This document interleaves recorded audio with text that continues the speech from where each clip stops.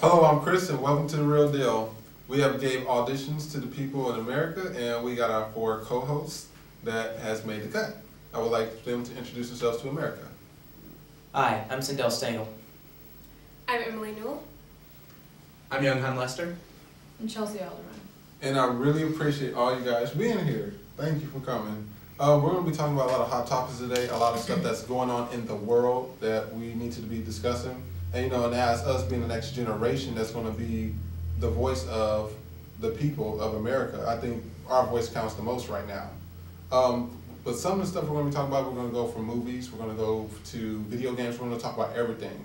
One of the things I really want to talk about right now is Tyler Perry and how people are really negative toward him, but also positive at the same time. And I'm trying to figure out, why are people always on his back all the time? I think people are on his back because he makes very happy, very family-friendly movies without any sort of controversy. So people interpret the lack of controversy for lack of depth, and so he gets criticized for it.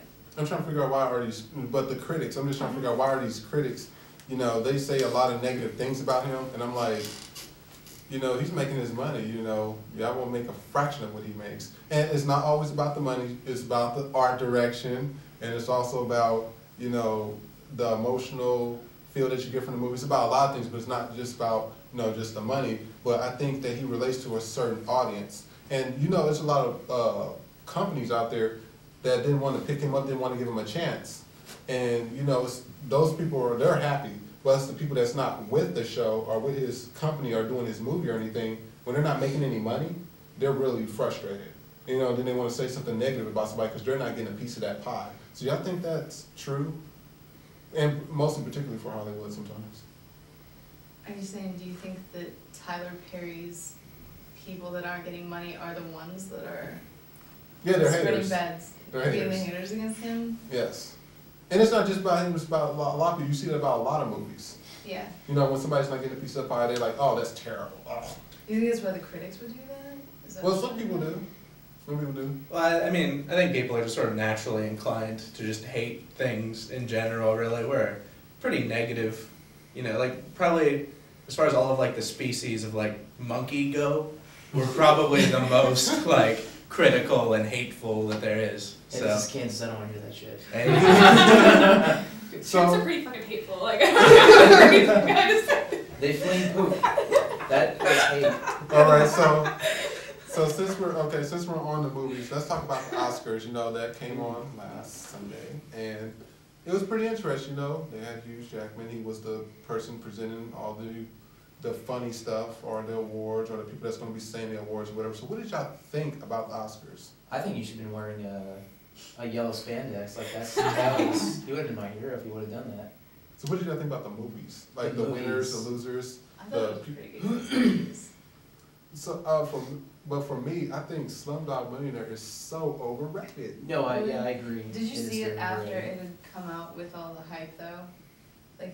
You just hear about it and you went and saw it, after it had been out Yes, for a while? that's exactly what I'm talking about. Because I was like, I looked at Box Office Mojo. They document all the sales of any movie, and I was looking at them. I was like, all right, they only made $15 million. It was I forgot what the budget was, but they only made $15 million. And then after the Oscars started saying, oh, they're up for 8 nominations and 9 nominations, the movie started blowing up, and then all the money started going down there. They didn't reach the $100 million mark, and I'm like, whoa. And I think the Oscars did that to flex their power. But I said it's still not a good movie for no 8 awards or whatever. Really? I don't think so. I really liked it. You can like it, but I think The Dark Knight should have got more than that. I thought The Dark Knight was a great movie. I know. That was a great movie. It was amazing. Dark Knight, it was fun, and I really liked how they handled the Joker as a character. I liked how they handled Two-Face, and as a Batman dweeb, that's the sort of thing I'm down with. That's what I look for. But as a sort of budding movie dweeb, there are a lot of, or just even as a person really, there are a lot of things the Dark Knight had that maybe it didn't need. Maybe some car chases that could have not been there. Maybe some "You'll Love Me," friggin' Christian Bale, bad constipated voice, things like that. The movie. It had some really awesome bits, but it also had some pretty huge turds It was still better than Slumdog Millionaire. Slumdog Yeah. Millionaire was like 2/3 that was awesome, so 1/3 overrated. turd. Dark Knight was more along the lines of like an awesome loaf that someone, like a rabbit, let us say, excuse me, covered with saliva, had taken like multiple miniature turds throughout, like distributed. Oh my God. That's the best way I could put Oh, that. but the thing that gets me, the thing that gets me really irked up about the Oscars is that there was The Color Purple. Yeah, that was a great movie. It was done by Steven Spielberg. It had Whoopi Goldberg, Great huge color. star, all Yeah. that. And it was nominated for like 11 Academy Awards and didn't win any. And everybody was like, they gave it to this other movie. I forgot what the name of this movie was, but it was about these people being in Africa, and they gave them like 3 awards. Out of Africa. Yeah, that's the movie right there. And I was like, That what? may not be. I said, why would you not give a movie that's having black people about Africa, but you're gonna give some, sorry to say it, you're gonna give 2 white people that goes to Africa to do the same thing, and they got awards for it. I was like, I didn't see nothing spectacular about that movie, nothing captured me or nothing. I said The Color Purple was just amazing from beginning to end. It had so many stuff, and it also had, about the South having that homosexuality with the 2 females. They had a lot of stuff in there. Steven Spielberg is really good, and I was like, that should at least have won at least 5. Yeah. And it irks me about the Academy Awards, Oscars, or any of it. It really gets on my nerves. On the other hand, though, I mean, from what I understand, I'm not a movie buff, but from what I have read, like the Oscars have been almost too afraid of coming across as racist in the past. I remember when Gandhi was the big thing. People hated Gandhi. It wasn't doing that well, but then this campaign came out that essentially said, if you don't like Gandhi, you're a racist, or it was something along those lines. Like they were trying to get that idea across. And as a result, Gandhi won, a whole slew of awards that a lot of people didn't think it deserved. So I wouldn't categorize the Academy, I would not categorize it as an institution that does not at least consider the possibility that it might come across as racist. It might be racist, but I think it's going to avoid blatantly making decisions for racist reasons simply because it doesn't want to be so obvious. And you could use that same rationale for Slumdog success. Yeah, precisely. Which they want to come across as multicultural and etc. Yeah. All right, so I know everybody probably watched Obama's address to Congress. I hope y'all were watching. Bits and pieces. Watch bits and pieces. Well, he had some interesting topics that he talked about. He talked about the stimulus package. He talked about another bailout for the banks. He also talked about the carbon emissions and having fuel-efficient cars.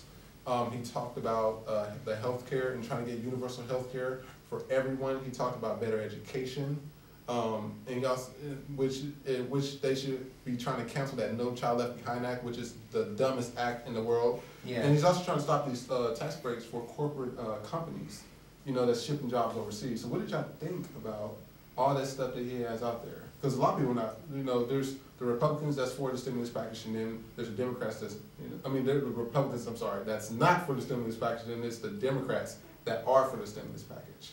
So what do y'all think, about his address to Congress? I think he's doing what he can. I mean, people, at the very least, he won't be accused of being a hoover and just standing by while we go into economic crisis. He's going to try something. Although, I'm not a history, but I've read like the whole Hoover thing too. Like Hoover actually worked pretty hard to fix a lot of other history's people's. perception of his Yeah, what he yes, actually because did. poor Hoover, it's the name. They name all these bills after him, and he gets a dam for him, and that's good. And eventually But in a vacuum. vacuum, yeah. All that really says is Hoover sucks, and that's not fair. Yeah, and and I think that's people gonna give Obama a bad rep because I see what you're saying. Because Bush, I'm sorry to say, he is the absolute worst president in the history of presidents. I don't care if people say as much crap they want to say about Richard Nixon and all these other people, but he is the absolute worst, and he's fraudulent. And I'm like, this guy sat here and nearly destroyed this country, and you guys are sitting here saying, oh, Obama this, Obama that, and he's not even in office yet. He was barely in office and people were already on his backs. So I'm just trying to figure out, what do you guys think of our government right now? Because Obama's trying to fix so much, and I'm like, this is going to take more than 8 years to do that. It really is. I'm just sorry. Maybe pull an FDR and stay in longer. No, Yes. Constitution goes Anyway. inside. I